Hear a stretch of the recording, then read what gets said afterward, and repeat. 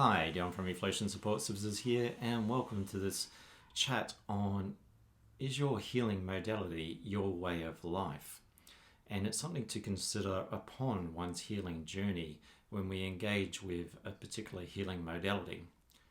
Now, when we look at healing, it can mean many different things for many different people, and how we approach it can be in many different ways, and even in a combination of ways, many different healing modalities to deal with a traumatic event in one's life.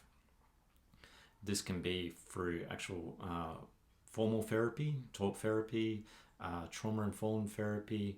Sometimes it can be just simple as journaling, writing about our emotions, going for a walk, talking with friends, doing activities that help us de-stress, going on a holiday, for example. And sometimes our healing modality is a way to get to wholeness, because wholeness is actually what healing means. The etymology of the word, or the history of the word, originally comes from to be whole again. So when we do look at that, it means that it's not that we are not whole, but when we sustain say like a broken arm or a broken leg, there's a part of us that has sustained an injury. And this injury needs treatment, it needs medical attention, it needs a cast. The bone needs to be reset so that it can heal, so we can get back to our wholeness. And our wholeness will be our sense of completeness. We've found a completion from what was actually ailing us. And so too with trauma, because trauma in the Latin root of the word means wounding. So we sustain emotional wounds, sometimes physical wounds, physical traumas or emotional traumas. And upon our recovery journey, we're recovering our sense of self that had to maladapt to environments where we had to find different ways of coping to survive in very stressful situations, and holding on to that stress for a long time. And that holding on to the stress may have caused physical conditions. So in a healing journey, it's about, once again, tending to those wounds, those emotional wounds, to get to that completion, that wholeness, that wellness within. And we engage in many different healing modalities along the way to help us with that. And some healing modalities are going to the root cause of where that is. Dealing with those issues, trying to deregulate the nervous system as a start of the journey. Because when we have sustained trauma, our nervous system is dysregulated. We have a narrow window of tolerance, either between hyperarousal or hypoarousal. And given our triggers, given what trauma we have sustained, sometimes that window is smaller. So engaging things like EFT tapping or any other therapies that help to down-regulate the nervous system actually widens that window of tolerance. So we're de-stressing the body that has been holding a lot of stress in that time. And that's great. We want to be more present. We want to be less reactive to things. But it's also part of the journey, because down-regulating my nervous system won't teach me what boundaries are, or how to instigate those boundaries, how to get better at having a better, stronger sense of self. If we've engaged in people-pleasing behavior, how to value oneself, how to not be there so much for the other person and be there for our own needs.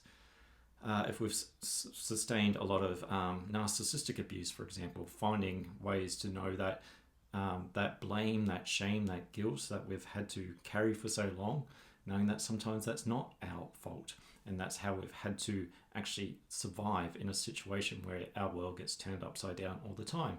So returning to, once again, that completion of what had to maladapt. But that only comes once our nervous system feels safe within itself. If it's not feeling safe, it's going to be harder to actually be receptive to things, to learn, to grow, because if we're in that survival state, it's harder to actually engage cognitively on that. So part of the healing journey is, yes, down-regulating the nervous system, getting that window of tolerance wider so we're less reactive. And sometimes that is a very long journey for some people, because given the abuse sustained, that feeling safe within one's body, feeling connected once again, can take time. And it can take time to actually integrate some of these shifts that happen in the body, these big crying shifts, these realizations, these shaking of the body, whatever it is for the person, can actually take time to actually integrate for that window of tolerance to get bigger. Because through that integration, through that settling, through that feeling safer within oneself, that's how that window of tolerance starts to get bigger, where an issue no longer has that reactive charge to it. And then the learning process begins of how this happened. How did I get into this situation? What was my coping mechanisms? Was I reaching for the drink to deal with that pain? Was I overworking in my job to do with things? Do these people actually love or care for me? Or was I there to be used? And sometimes that realization can dysregulate the nervous system again. So it's a process of healing and getting a bit more expansion within ourselves and getting a bit more completion, wholeness within ourselves.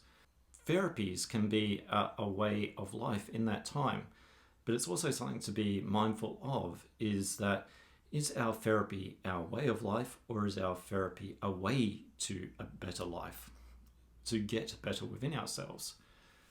Now, if we're dealing with things where we're constantly having to go to stressful tools like EFT, breathwork, for example, if we're needing that dopamine high to feel alive, feel connected to our body, and we need to keep coming back to these things, then it may be that symptoms are persisting and that the actual root of the cause may need deeper work. It may need other tools. It may need a combination of things, because we're always going to have stress in our life. We're always going to have ongoing stress.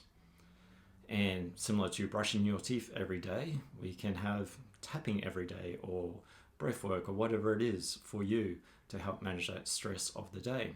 Because even though we might deal with our childhood trauma or whatever it is, then it's a case of life happens, stress happens, and now we're better equipped to respond to these stresses because our emotional resilience has been able to go through quite a lot, get rid of that, and actually start to have a wisdom to deal with these things more clear-headed by implementing tools. But if we're looking at it from a needs basis, I need this, I need that, it's like, then it may be that symptoms are persisting in this. And that's not a bad thing. It's an awareness thing that, hey, there might be more to my journey than I actually thought. Now, we also might use explanations of, well, science has scientifically proven that these methods work. And I would say that's a great thing. We need some form of evidence base to know that what we're doing has benefit. It's just not in our mind sort of thing. And sometimes our environment can be different to what is in our minds of how we're doing. And sometimes that's the nature of science. Science is constantly proving itself wrong. But science can also be the poor middleman, the beat up, because we've proven science wrong sort of thing. I've proven science wrong, and we've got the scientific evidence to back that up.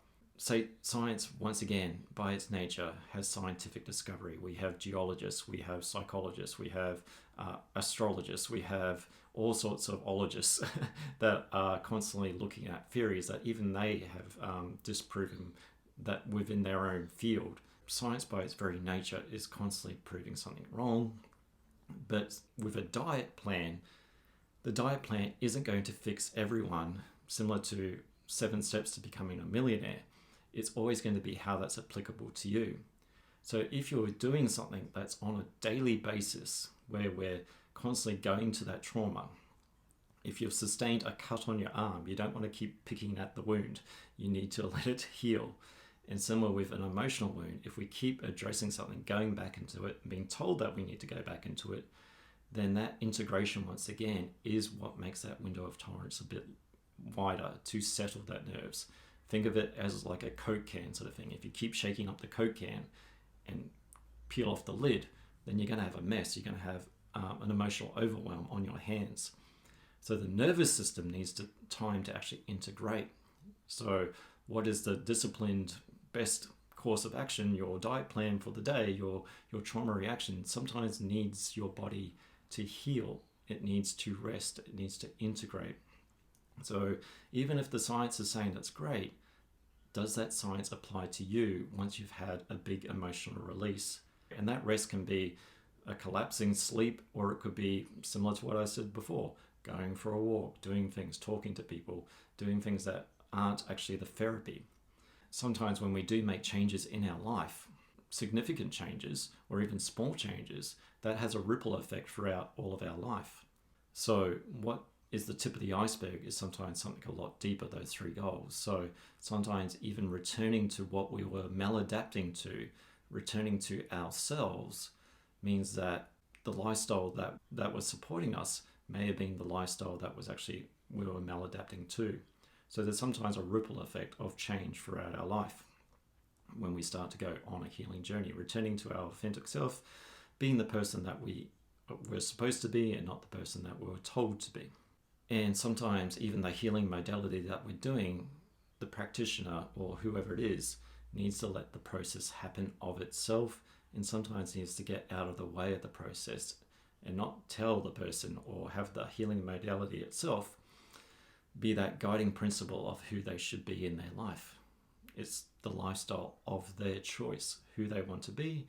And if we've sustained a lot of trauma, then sometimes that's not been because of our choice. We didn't choose to have trauma. Trauma happened to us. So once we heal and get completion, sometimes it's allowing the person to find the lifestyle of their choice and getting out of the way of the process. So something to keep in mind upon our healing journey. So I'm Dion from Flesh and Support Services, and I'll see you in the next one. Bye for now.